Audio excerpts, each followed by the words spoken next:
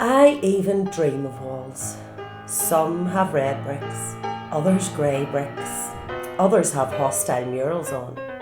Some have pretty murals on to make them look, well, less like a wall. The problem is, a wall is always going to be a wall. No matter what way you look at it, its job is always a division of some kind. It's pretty much set in stone, you might say.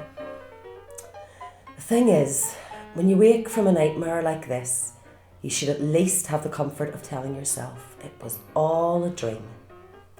Problem is, my dream life just seems to be an extension of my waking life. You see, this is the view from my window.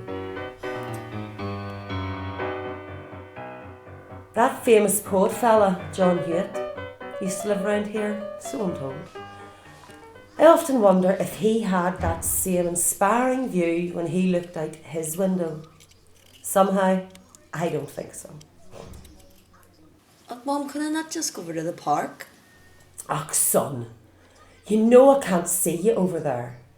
If I could see you, I would know you were safe, but it's that wall. Can you not just watch TV until your dinner's ready instead? I thought mums were supposed to encourage their kids to go out. I know, son. If it wasn't for that wall. Dear Belfast City Council, we've had it with walls. I know we've asked you before, but the mums of the old park are getting impatient. If you don't do something about this relic, we might be forced to take matters into our own hands. Our houses don't have gardens, and if this wall came down, well, it would mean that we could safely let our kids play over in the park while keeping an eye on them. Walls, walls, walls.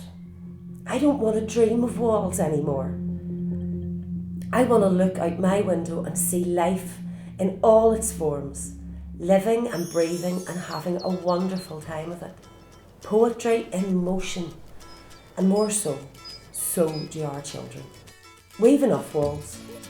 They've named a park after John Hewitt, an ode to the poetry of the past. But what about a bit of poetry in our present?